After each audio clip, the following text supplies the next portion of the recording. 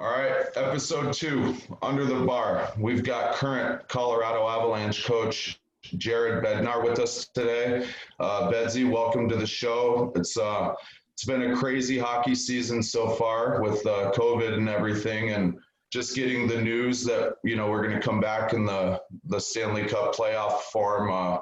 Just kind of interested to hear your thoughts and how you guys have handled the situation out there and getting prepared for the playoffs. Yeah, well, obviously a little bit of a different situation this year. The season just comes to an abrupt stop, and we had gotten, indication just, maybe 12 hours earlier when the NBA stopped playing, and they play in all the same buildings, and we were still playing a game that night, and so we went out and played that one, and kind of got the word by the time the game was over that it was likely getting notice in the morning that the season would be put on pause. So at that point, we don't have a lot of information, and we just kind of hung around town for a few days and waiting to see what was going to happen. And, as soon as the indication was that the season was going to be on pause for quite some time, most of our players dispersed to their summer homes and other residences. We have guys still here in Denver because they have places and stuff, and just felt it would be easier to stay. So right now we've got guys spread out all over the globe, and just following the guidelines that the NHL and medical experts are giving us. So now obviously everyone's getting excited again because there is some light at the end of the tunnel that we're going to come back and play a brief number of games and then jump right into the playoffs here in a 2014 format. So that will be a little bit different. Obviously, we're not clear on all the circumstances that surround that, and still waiting to get some of that information. But for the most part, our guys are at home and training on their own. Lots of guys have personal trainers that they hire, guys that they work with. And our strength coaches and skills coaches are in contact with them as well, and giving them some information and things to work on. And hopefully at some point here in the next few weeks, we can get everyone back into Denver and get them training in small groups and eventually open up training camp sometime in July, I think. Yeah, that was going to be one of my questions. I don't know, each state is a little bit different on how they're handling it right now. In Colorado right now, is there any ice available at all, or is that still? I think there's starting to be ice here now. Yeah, they've slowly started to open up, different businesses, restaurants to a limited capacity. It was shut down for quite a while, and I felt like Denver and the state of Colorado did a nice job of following the guidelines pretty strictly. And now things are starting to open up, and you see more people out on the roads and more people out and about, and still while trying to follow the social distancing guidelines, and everyone's wearing masks around here in Denver when they enter in businesses. But I've heard that some of the rinks are opening, and that some of the guys are going to start skating and get on the ice and continue their workouts and try to ramp up as they would late off season for some sort of abbreviated training camp before we get right into what should be immediately meaningful games for our teams going into the playoffs. Yeah, that'll be tough. I mean, having that little break and jumping into a playoff atmosphere, especially the NHL playoffs the way they are, it's playing through everything. So we came up with, I sent out a workout to our entire organization as kind of a guideline, which is a little bit different than like a normal summer program because we're still trying to get ready for tryouts, not really the season. So it's not as much like heavy lifting, but more explosive stuff and keeping that cardio core up. But like in the NHL at this point, these guys are so, like, they get it to the point where they have to either have that personal trainer or find a way to, keep up, right? I mean, oh, there's no question. The dedication from the players in today's game, not just the NHL, is outstanding. Back when we were playing, you got a month or two off after the season, and then you slowly start to ramp up again. And before us, it was, summers off and throw your skates on and use training camp to get in shape. Well, now these guys, it's a lifestyle for them. And that's part of the reason why they play at the highest level, but they never really are out of shape. They're constantly, just going about their business, the work that they have to do every day. And it's balanced work too. Some of it's lifting and getting stronger. It's focused work for each individual player. Some guys want to get a little quicker. Some guys want to get a little stronger. Some guys want to put on weight. Some guys want to lose a little weight.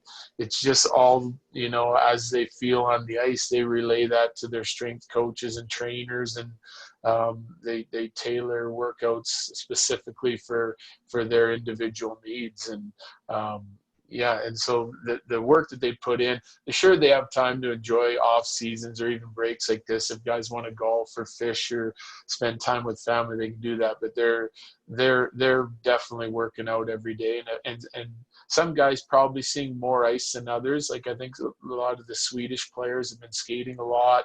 I think the North American players are just starting probably to get on the ice now.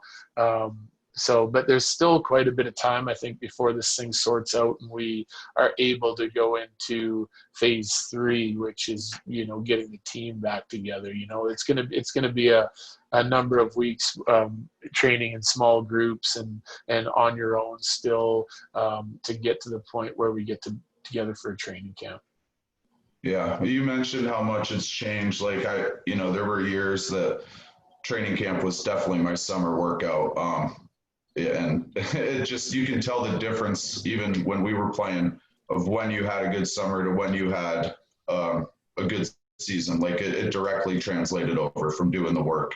So like coaching these younger guys at 14, 15 years old, like everybody's got the aspirations of playing in the NHL, and who doesn't, who laces up a pair of skates. But, as an NHL coach, is there certain things that you're looking for that are automatic in a player or, in their development? What type of players are you looking for? And are there different types of like roles that will get you there in different ways?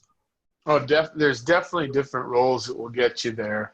I think number one, the thing that, and this is probably a better question for the amateur scouts, that is a science to try to identify players that have the skill set that eventually will develop into being a potential NHL player or a career NHL player. But number one, just the way the game is going and the speed and quickness in the game, you see that, personnel has changed even over time with the style of the game. It's not, you don't necessarily have to be the biggest guy or the strongest guy to play in the NHL.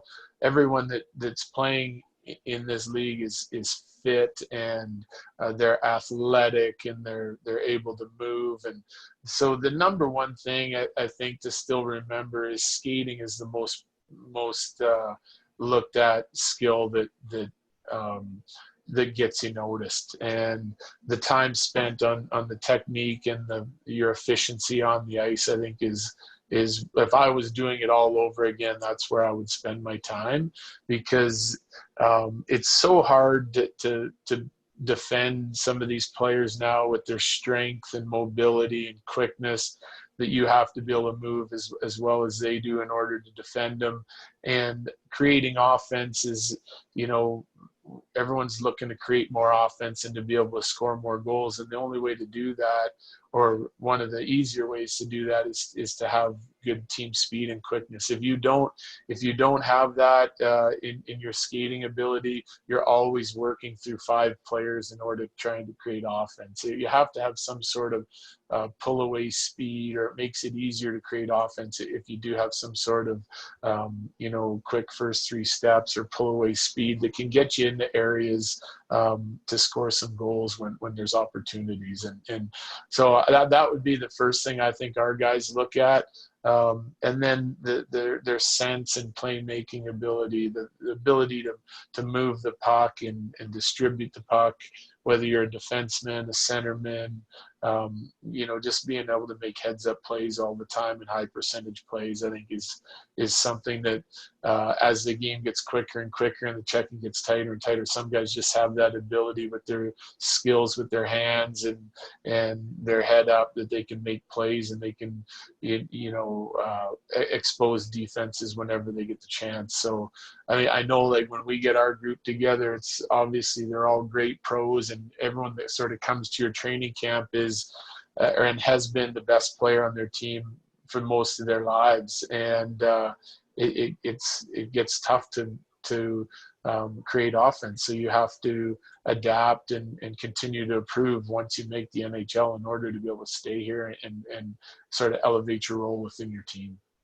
And that's almost at every level now too, right? I mean, it's very rare for someone just to consistently keep moving up and dominating without ever having to change their game a little bit or adapt to, a different style of play.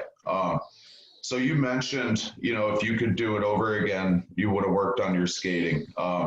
Like guys like Ed Courtney, I've talked to him, he said the same thing. And I'm glad you said it because I do lessons here and private stuff. And if it's an hour, we're doing 45 minutes of edges. I just, you go back and it's like, I would kind of want to, get in, I remember I luckily enough only had to play against you for 2 years. Cause when I came into the coast, like I was scared shitless. And I think my first year I had like 6 penalty minutes. Like I just wanted to kind of fit into the league, see how I was. And like, I can remember going into South Carolina and Nody and these guys are like, fuck, just be careful, like Bednar, like let him sleep. You were in your last couple years and they were like, just don't piss him off, And I was never, like, I never wanted to look to fight. It was the last part of my game, but I always felt like I wanted to be tough on the puck. And, they always joked about it, but we, sometimes would poke the bear. I put a little picture up of you yesterday fighting Nody. So I was going to kind of see, coaches are coming from all different waves now. And to get to the NHL is one, it's very rare.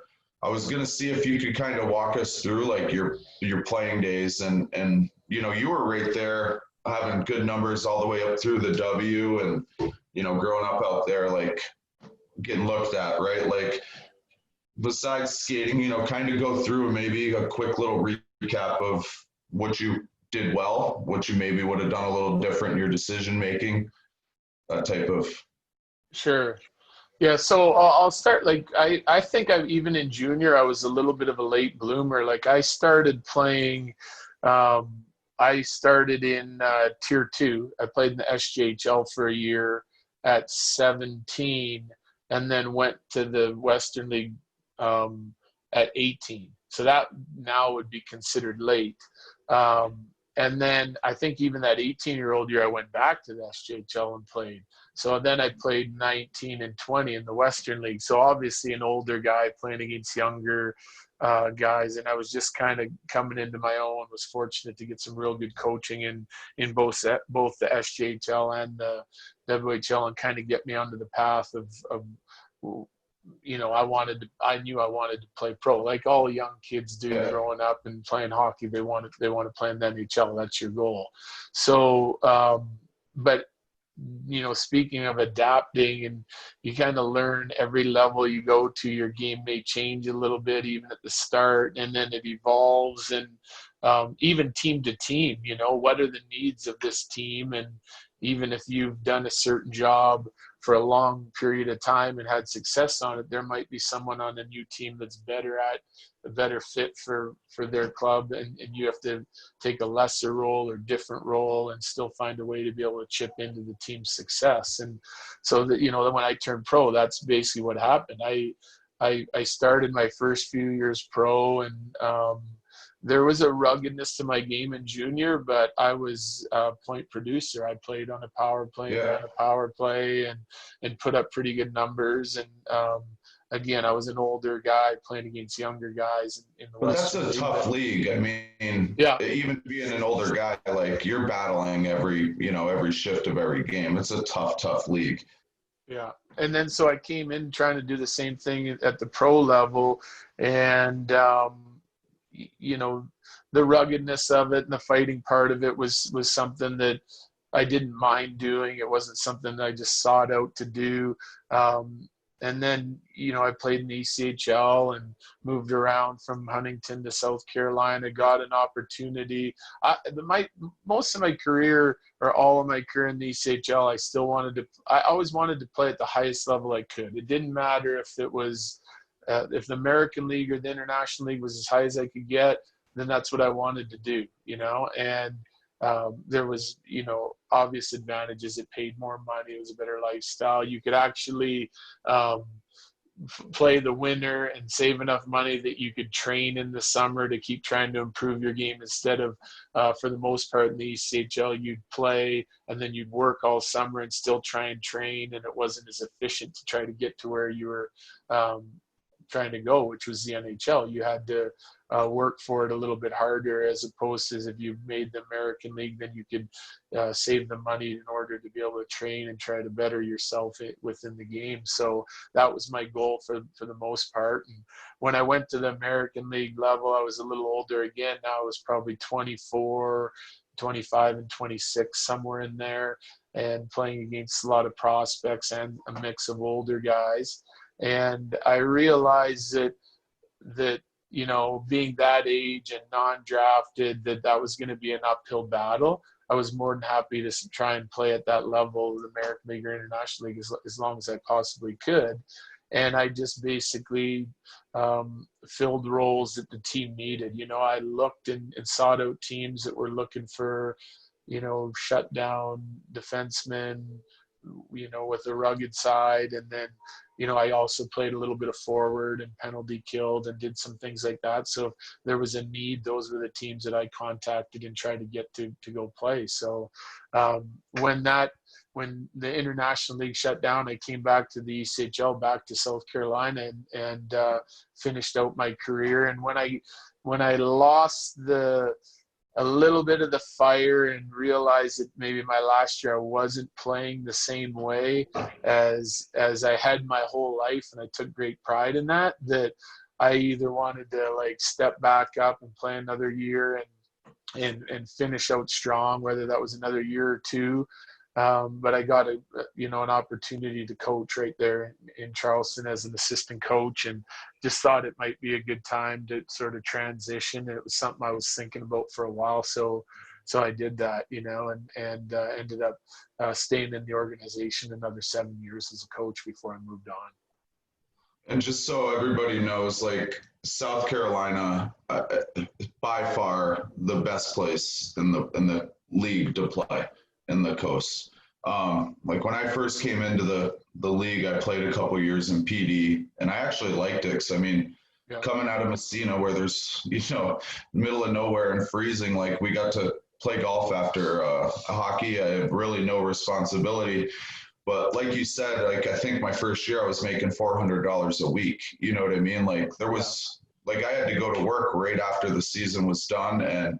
And one thing you said too, I think my last call up was I was 28, but I had gone through so much shit. At that point I was in a better place mentally, but I think, and I look back, I never gave myself a chance to succeed at that level when I was getting called up. So many of those call ups were you go on the fourth line and, I didn't adapt well. I didn't fill the role, I guess, that they were looking for. But it was one of those tough things. you want to go out and provide that type of energy. But when you're mentally kind of set that, you're not going to get past this point, it kind of ruins it a little bit, and it takes the fire away.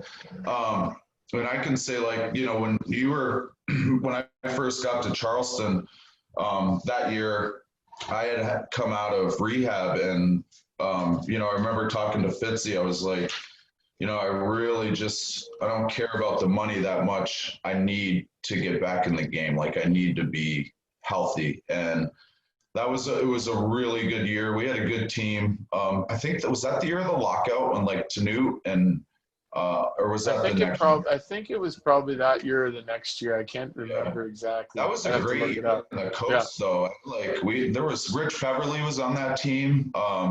Ended up winning a cup with Boston. We had players that would have been definitely in the AHL.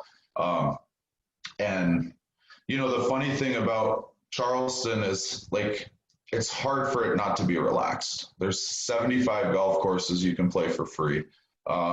Bars tend to treat you pretty well as a player.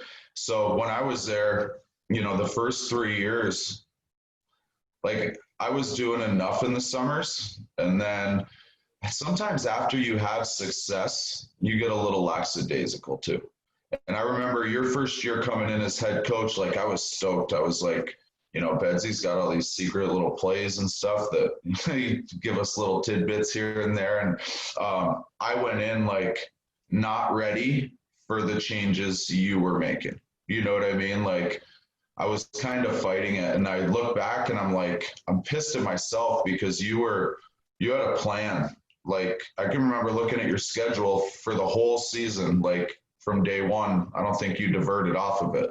You know what I mean? And as an older guy, I was kind of, like, pissed off. Like, I'm a vet, I've done this, but now I'm teaching my kids the same shit. Like, you know what I mean? It was one of those situations where I didn't have that drive, and I was kind of just going through the motions, but I still thought I deserved a bunch of shit.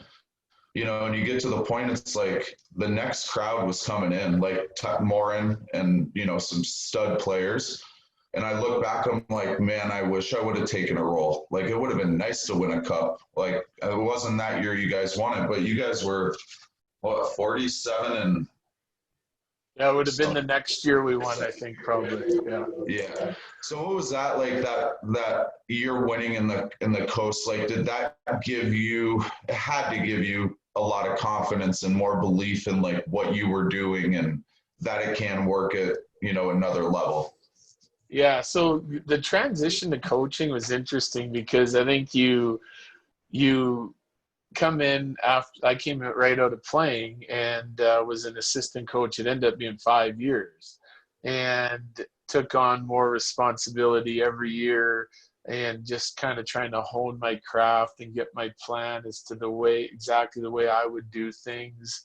You familiarize yourself with all these different things, like when you want to practice, how you want to practice, how you prepare for opponents, and you're kind of going through it and experimenting with things as the season's going on. Then when Fitzy went on to scout for the Caps and I got the head coaching job, and even when you first come out of playing, you kind of have that player's emotion, and it's it's a different mindset, a different you view the game differently when you start getting settled into your coaching role. So it takes a little bit of time, and 5 years was enough, and went out my first year. And as you know, in the ECHL, in order to win, that your affiliation is very important, and then your recruiting is really important, and you keep the right core guys. You got your good affiliation, and you do some good recruiting, and hopefully get the right young guys in there, and then you got a good balance on your team. And we had it right away. My first year, I think that my first year, you had to win 5 rounds to win the cup, and we lost in round 4 to Cincinnati, who was a real good team. And then I just kind of had studied that year and said we needed to get better in goal and better on the back end. We had a really good forward group, but in order to win, we would have to, possibly make some trades and some adjustments in order to get better defensively, whether that's, on the back end and our puck moving and defending ability, as well as in net. So we made those changes and and had an unbelievable group the next year and won. They were focused and hurt from the year before, a real driven group. The buy-in was immediate.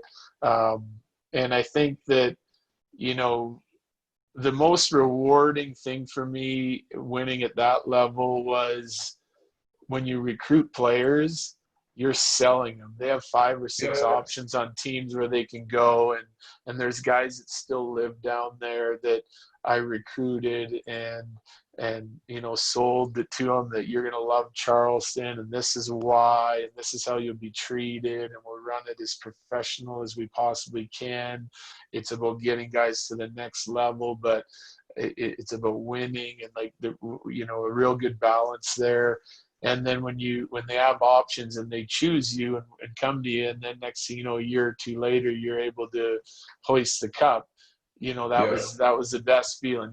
Still talking to those guys that we won with there, and it's just that lots of them ended up staying. Like the friendships that they have and the lives they have down there in Charleston now is hockey gave that to them, and I was just glad to be a part of that. So that was really rewarding, and seeing guys go to the next level and have success there and continue on, and that's the rewarding part of coaching, especially when you're in the minors. Well, the cool thing about Charleston too, like you said, I lived there for 15 years after playing. There's probably 30 or 40 Stingray alumni that live there. And at one point in time, everybody wanted to play in Charleston, but it wasn't always for the right reasons. You know what I mean? It's just if you've ever been to Charleston, why. The side options can be distracting, and you used a word like buy-in. No team's gonna win unless you get that right, and I think that's the hardest thing as a coach is to get. And at the coast, these guys don't have $1 million salaries, right? Their egos aren't as inflated as some of these 19-year-olds in the show that are making quadruple what you are. You know what I mean? It's how, as you started kind of moving up, the next year was, being an assistant in the A, did you find it more difficult to get guys to buy in, or do you feel if a hockey player is just wanting to win, they're going to have to, buy into what the coach is saying? Yeah, I think it just, every level, I think there's different challenges. But when it boils down, it all comes down to the hockey part of it. And so, whether it's in the ECHL when you have young guys coming out that you recruited that couldn't land an American League job, or you have guys that are, they're motivated by the opportunity to play for a good team and try to get some traction and get to the American League and getting rewarded with call-ups and playing at the highest level they possibly can play at. So once you understand that, you're helping them achieve those goals. And then you've got the American League guys, NHL contracted guys that get sent down that are probably really unhappy that they're not in the American League or in the National League. And it takes them a little time to settle in and get comfortable. And then you're trying to get them, called up or fine tune their game or get better in certain areas of your game where you're getting direction from the NHL team as to why they're not in the American League at that time or in the NHL at that time. So you're helping them with that. And then you've got these core guys that they wouldn't be there as core players if they didn't want to play hard and have strong character and they're comfortable in where they're at. They don't want to go anywhere. But those are the guys that I felt like in Charleston, when we were there, that those guys that whether they wanted to move up or whether they were just comfortable staying there, they were hard work and dedicated guys. They wanted to have their fun, but at the same time, they wanted to win more than anything, and they were highly competitive, you know? And it's the same in the American League. You get to the American League, and you've got some older players that that aren't going to the NHL to play, and they know it, you know. And some of them are depth guys that might go up for a little bit. They want that opportunity, but they're probably not going to have a career at the NHL level. They're career minor league guys, or they've been there and back, and that's where they slot. And they're like those veteran guys in the ECHL. They're helping the young guys. They're sort of setting the tone as the way you have to practice, have to play, the dedication you need. And you got the young guys that are fighting to try to get to the NHL as fast as they can and fine tune their game. And you have that balance. And you deal with probably a little bit more disappointment at the American League level because everyone's so close. And but ultimately, you have to be able to beat someone out on the big club, and that may take a year or two, or the fit's got to be there, because there isn't a lot of turnover in most NHL teams. You know, you're moving a couple guys on a year, and it's got to be in your position, and the salary has to work, and with the salary cap and everything. So you deal with a lot of disappointment, and what you try and preach is just patience. Just make sure that you're doing everything you can to improve your game, so when you get the opportunity in the National Hockey League, that you're not just getting sent back because you weren't consistent enough or good enough at something. You know, like the goal is to develop the players so when they go for good, and they can stay and not just go up and play, but go up and help the team win, because that's what everyone's trying to do. Well, that was the one good, like, well, not one good thing, but one big thing that I noticed when you came in was, like, you had more of a, you know, a long-term goal for a team and an idea of, like, what it would take for that team to work. And you were willing to be patient, like you said, with certain players until they got comfortable in those roles, instead of like what most coaches would just pull the trigger, trade them right away. You know what I mean? And it's not always like, it's stuff that can be fixed. You just have to see the, you know, long-term kind of end, right, of what this player, if he keeps making these improvements, even though we're not winning every game, by the end of the season, if these three guys get to where they need to be, we're going to be a lot tougher team to beat. No, For sure. I mean, And the player side of that is the sort of trust that, you know, they might want to do job A, but maybe the coach has a player that he thinks is more suited for job A. And, you know, so even though that's the job maybe you've had your whole life, if you're willing to adapt and commit to job B, it's only going to make you better, a better player, a more well-rounded player. It's something you can add to your toolbox. So that gets relayed to the American League team or to the NHL team, and guys make it in different roles than what they're playing. From a coach's standpoint now, even when we call guys up, you know, when you're in the American League and you're calling up ECHL guys, you don't always want to just bring them in and throw them into the fourth line, low minute job. You know, I think that some guys will shine if you give them some opportunity, and they have the ability that you can sort of get them into a similar role to what they're playing at the previous level. And we try and do it here a little bit in the National Hockey League. If we get banged up and we have a fourth line that's playing great, it's together, like, we will call a guy up and slot him in the third line with some guys that can complement him, and he can complement them, and maybe you get a little traction that way. But generally the NHL teams, you know, they have depth players that can, you know, everyone can slide up a spot and still have success. So again, the opportunity to sort of get the role that you had on the previous team takes some time, and takes some development. It takes time to get used to the less time and space and how quick things are moving, in order to make it instinctual and not something you're thinking about.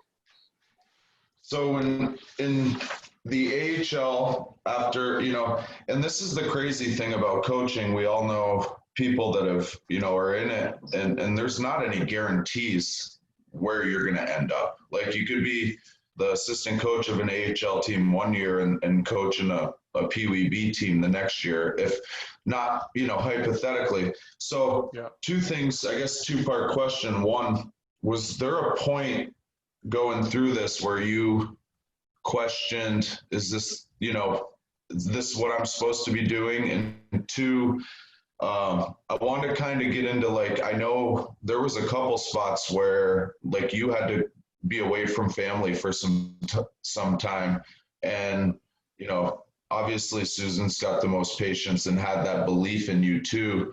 But like, was there any points, like, there's been some ups and downs, and like I'm sure even going into interview for an NHL coaching job has got to be nerve-wracking to the T's too. But like, it's got to be, there's had to be some times where it's, tough on the family, and kind of get into, how good they've been, and how it worked out for you.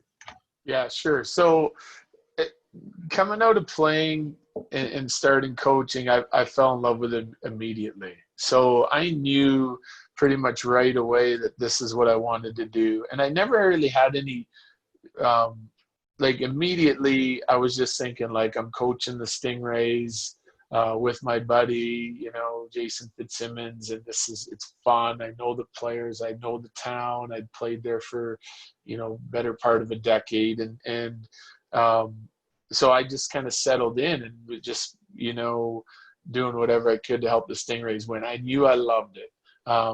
When Fitzy moved on and I started as the head coach, it just solidified that I wanted to do it for a living, and that eventually I would have to leave Charleston and do that.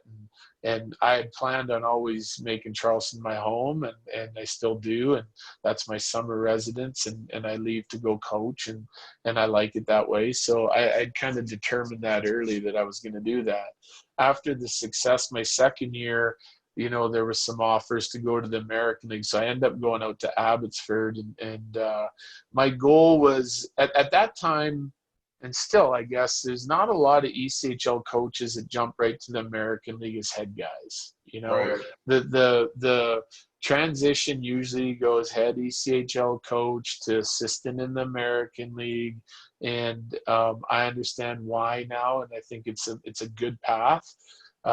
You go to the American League, and then you get as you learn the league and the players and the way the business is run with the NHL and the development, then you can get an opportunity as a head guy. So that's what I did, and I just wanted to go, to a good organization, have a say and have an important role in the staff, and work with someone that I could learn from. So I went with Jim Playfair, who is a career coach and had coached in the NHL, and was back in the American League as a head guy. And, we hit it off right away from a personality standpoint. And so I made that move. And we as a family, we decided that Susan and the kids were going to stay in Charleston because I knew I wanted to be a head coach. So if I was going to Abbotsford, and maybe it's a year, 2 or 3, hopefully I would get an opportunity in the American League as a head coach, and it ended up being 1, and I signed over in St. Louis to coach their minor league team in Peoria. We thought, well, it's a 2-year contract. We'll see how it goes, and if I start having success and can sign an extension, they'll move up. Well, after my second year, I got let go. So there was never a point in my coaching career where I said that, maybe I shouldn't be coaching. There was some worrisome times, because you get your first opportunity as a American League coach, and you've kind of worked your whole career to get that opportunity, and then you get let go after year 2. I was like, oh boy, I wonder when I'm going to get another opportunity. I went back as an assistant coach in the Columbus organization for another, I think, 3 years before I took over as a head coach. And it was really good for you. It's a different challenge being an assistant coach as a head coach. It gives you perspective. You get to spend more time with the players, developing their skills, talking to them a little bit more on an individual basis instead of just kind of coaching the team with structure standpoint and certain things. So I enjoy that part of it. So, and it was good for me to come back as a second-time head coach in the American League, and then we had success in one, and I got the opportunity in Colorado. And once I got the opportunity in Colorado, we moved. That's when my family moved. So I think I was 8 years away from them. Wow. Just because when I took in this, once I went back to the assistant coaching job, I still kind of told my wife and kids, like, I want to be a head coach. And it just seems like you either have to bite the bullet and move everyone or leave them kind of settle in. And I had moved a lot when I was a kid because my dad was RCMP, and then moving all the time, playing hockey and different team every year and all that. I wanted my kids to settle into Charleston and kind of make that home. So the sacrifices that your family makes, like my kids and my wife doing all the heavy lifting at home, that's tough. It's tough to be away.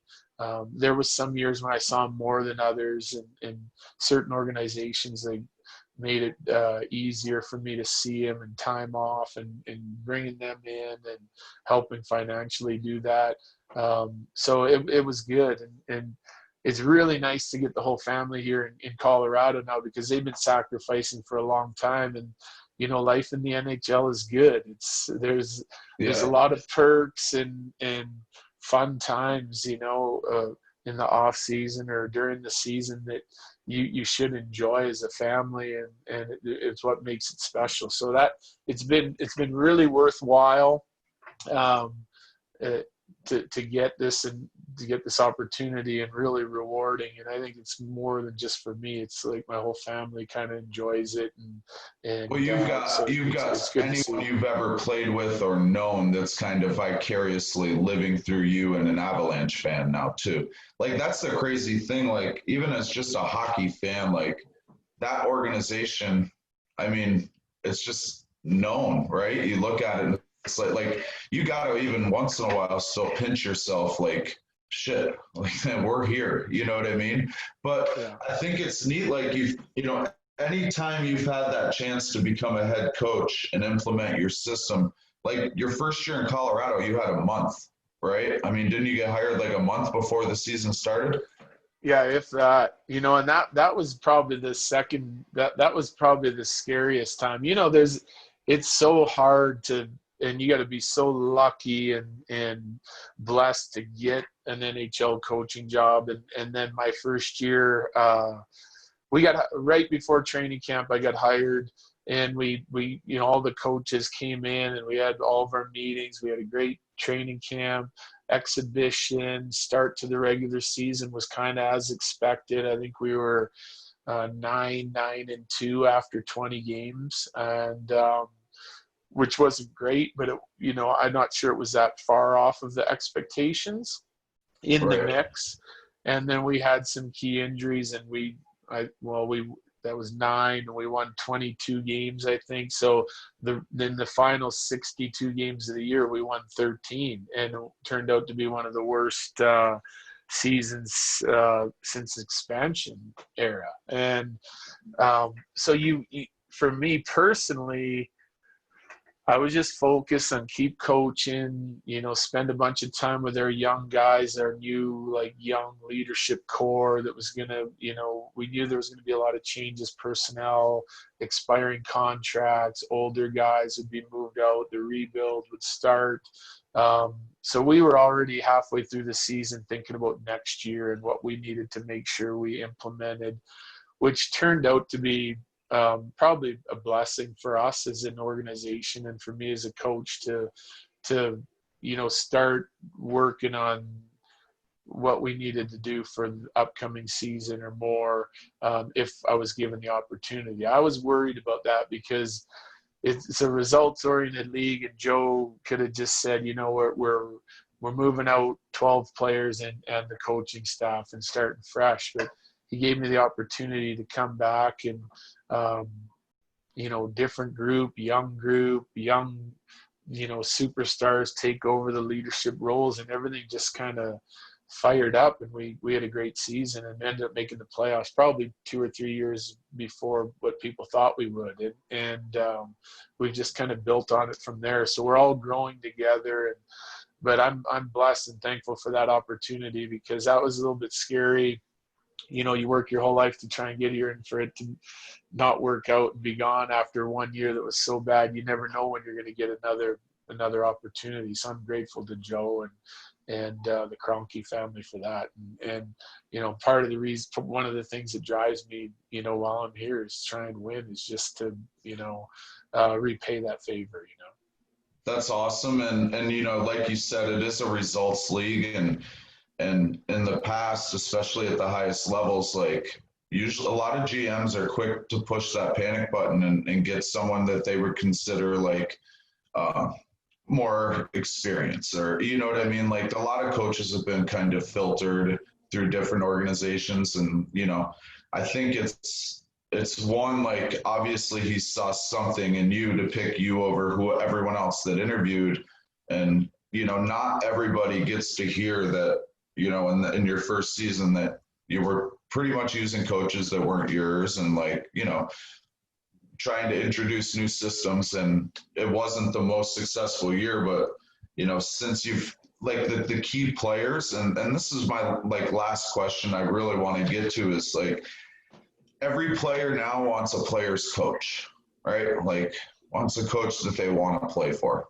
How the hell do you keep everyone happy? Or do you? Yeah. I can't do it at 18-year-old. Yeah, I think you can at times. Winning makes that way easier, for sure. So at the end of the day, players all want to win. They're all willing to sacrifice a little bit of themselves in order to win. So like I said, when you're having success as a team, it makes everything easier. If we go through stretches where we win 8 out of 10 games over a 3-week period, or you don't get a lot of complaints from the players, and that's at any level. And the one thing that you'll hear from players at every level is this ice time and opportunity, so there's a lot of dialogue, a lot of communication. When we played, we avoided the coach. Hey, how's it going? Gone. And that's changed a lot. They want the information. They want to know what they have to do to get more ice. What are they going to do to elevate their role? What are they going to do to help the team have success? They're all highly dedicated, and they care, and they work hard. So me personally, I just try to be as honest as I can with all of our guys. This is what I see. This is, what you're doing well. This is maybe what you need to improve on. And well, how do I get this role? They'll want to know, or how do I get more ice time? And I just shoot them straight. You have to, you're competing with these 3 other guys or 2 other guys for part of that ice time, and I'll work you in a little bit. You have to make the most of your opportunity. And it's identifying, the tough part is identifying when player X is playing really well and you've talked to him, that you'd like to give him a little bit more and see how he does. If player Y is struggling, then it's identifying that within the game and getting that opportunity to them. And so they all feel like they can learn and grow within our team.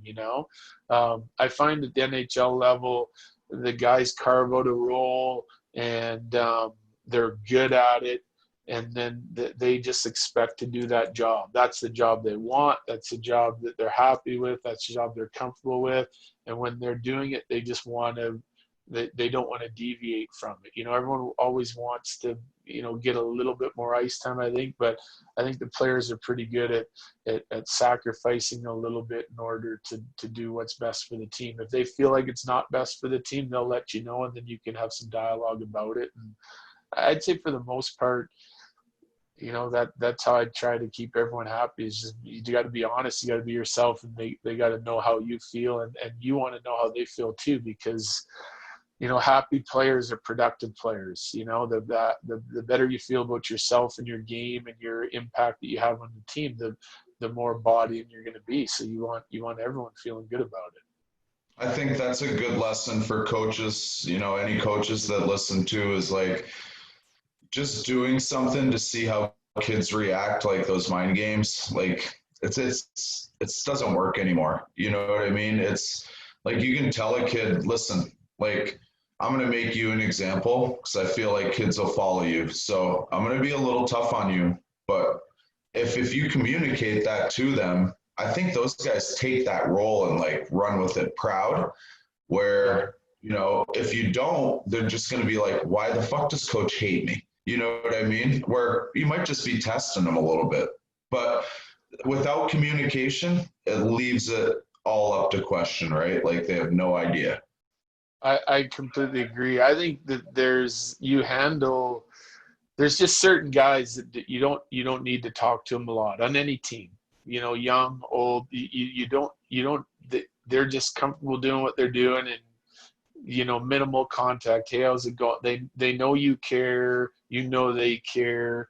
It's you're only usually going to them when you have an issue or when you want to talk to them about something. It's not a lot. There's certain guys that want more communication and they need more communication. So it's handling everyone a little bit differently. But once the guys know their role and their job, and then it's your job as a coach, I feel like, to communicate with them daily or weekly or whatever it is, if you're happy with what they've been doing or if you're not, and what they need to change or what you're happy with, and you kind of give them clarity so they can keep doing what they're doing or keep improving it.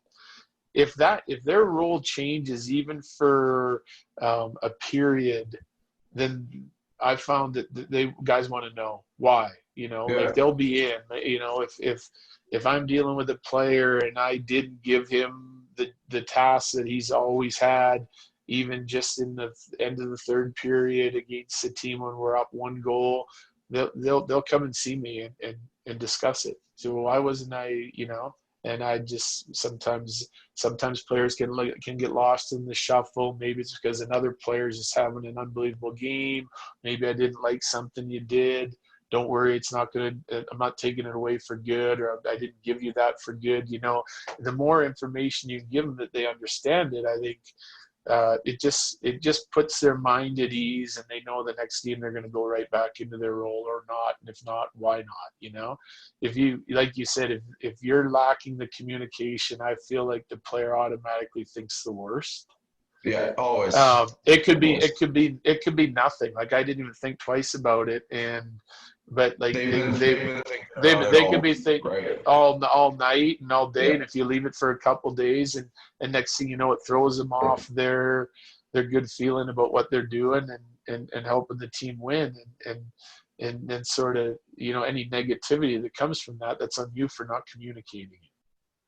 I think it's hard for players sometimes in this day and age, and even when we were playing, to accept that you're not going to be perfect every night. Like, you're not going to be the best on the power play every night. Like, there might just be a night you just don't feel good, right? But players feel like sometimes a coach has taken that opportunity away rather than realizing you're not doing what you're supposed to do today, right? But it doesn't mean the whole season's going to change. But some players will take it like, that's why, the importance of just that communication, especially at that level, I'm sure, to keep the guys happy and, productive coming to the rink.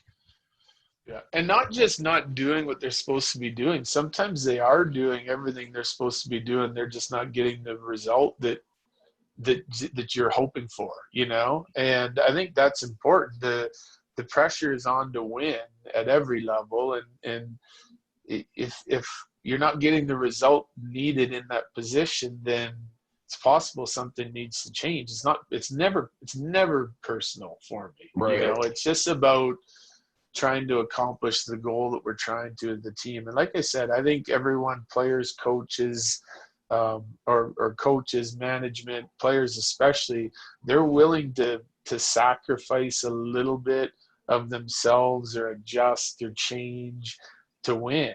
That's everyone's goal. And you know, the better you do your job, the more opportunity you get. It might not happen immediately. I think there's an element of patience and trust that has to be there between the coach and the player and the organization and the player.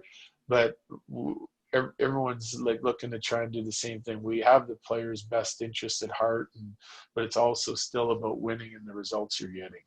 Yeah, and that's the one thing I try to tell my kids always. Like, I'm pretty critical, trying to, hold them accountable is like, please don't take it personal. Like, I feel like this is what I'm supposed to be doing, is kind of nitpicking a little at this age, and I've been fortunate enough, like guys like you and Ron Rolston and Cappy, like just playing for Davis Payne, coaches that were like that, and those are the guys you wanted to play for. And it's like, if you can just kind of emulate, the good things you remember as a player, that's going to end up working. As long as you just like give a shit about the kid, right? I mean, if you're a good person and care, they're usually going to battle for you. You just got to keep them accountable on a daily. So one, like your favorite quote that I ever heard, we were on a bus and you came up, you were right by the radio, and you said, guys, when you listen to a ballad, like, you have to turn it way up, and then just cranks the thing on the bus. I remember like it was yesterday, because you didn't really like go around tons like joking with the players, but there's tons of little Bednarisms that I'm sure the guys that played for you remember. So for me, like I was just so impressed, like, as a player, you know how hard it is to get to that level, and all the ups and downs that you've had to kind of go through to get there. I think it's a good lesson for anyone younger or even older in the game, that there is a path. It's just what's yours and how are you going to do it, right? I mean, yeah, I mean, I agree. Everyone's path is different, and there's a lot of ups and downs in that. You got to enjoy what you do and who you're working with, and you got to have a goal of where you want to get to, and I just love coaching. So I was happy coaching in the ECHL and had a blast doing it with a lot of good friends of mine and a lot of people that I respected that were playing for me. And then the same thing at the American League. I'd have done it again at the American League for as long as I could have. And to get the opportunity to do it now at the National Hockey League level is outstanding. I'm blessed and thankful for that. And you never get there on your own, So there's a lot of people that I owe, some of my success to. And I think that, so you try and, give back to that process as much as you can and help other coaches and young coaches and, sort of pay it forward and with whatever advice or help that you can give those guys and hopefully, you keep having success and what you keep saying means more and more to more and more people, I guess. You're right. So I like, it's been a lot of fun, and I wouldn't change it for the world, but there is a lot of ups and downs in your journey to get wherever you want to go in life. And I think that you got to keep it all into perspective. And that's one of the things this COVID pandemic has kind of brought. People have had time to step away from their jobs and spend some time with family and appreciate some of the smaller things in life. And I think it's good. I think it's that's a positive you can take out of the pandemic, which is pretty scary. And a lot of people are going through some tough times, but a lot of people are also pretty fortunate in their life, and we lose track of that a lot. Well, I know everybody's excited for you guys to get back on the ice. I'm really glad the NHL is going to be kind of the first one to step up. I think it'll be great for the game. I mean, you're going to get a lot of attention, and this will be the last cup that you're going to have to win to drink out of right here. I'll definitely be in Charleston for the Stanley Cup party after you guys win it this year. Yeah, that'd be nice. We'd take that all day long. You know, it's everyone's goal. We get 24 teams going after it here, so I think it's going to be a lot of fun. It'll certainly be a little bit different, but um, you know, I think everyone's looking forward to getting back and getting some closure on this season. Absolutely. Well, we're looking forward to it. Hopefully, all the people listening will be turning into Avalanche fans today. So, Bedsy, thanks again. I love like what you said about giving back. I think just even kids hearing kind of, what certain people went through on their journeys and where they ended up and still kind of living it is the best way to do it.